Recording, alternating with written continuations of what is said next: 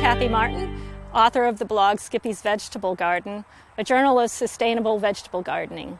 And I'm here in my fall garden in Belmont, Massachusetts with my buddy Skippy and his friend, and I am going to show you how to remove dahlias. Okay, so this dahlia was a beautiful plant this summer with bright pink flowers. 2 weeks ago we had a hard frost and it's died back, and this is the perfect time to remove it now. You want to wait until the frost has killed the plant and then wait a week or two until the energy has time to go into the tubers.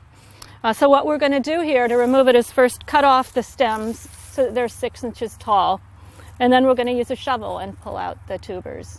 Okay, so now I'm going to cut the stems, giving them about 6 inches from the ground. Remove all the stems here, and these make great material to go on the compost pile.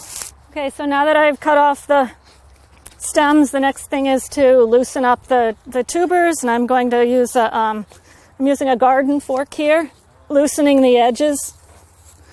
I'm going a couple inches from the plant base so that I don't accidentally stab one of the tubers.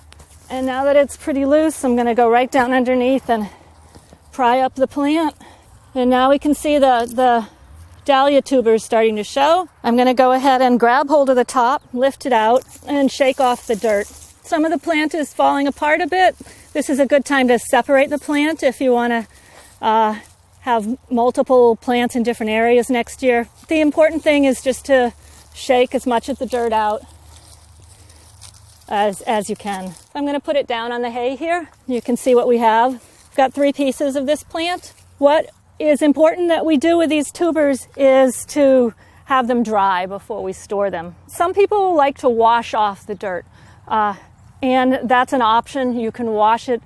If you do, you have to make sure that it's thoroughly dried by letting it sit in the sun or a ventilated place for a couple days. With the dirt on here and not washed, it dries much faster, and that's the way I usually store them. So I'll let this sit here about a few hours, and then they're ready to store for the winter. So I've showed you how to remove dahlia tubers. I'm Kathy Martin, author of the blog Skippy's Vegetable Garden, a journal of my sustainable gardening. Enjoy your sustainable garden and grow some great healthy food for your family.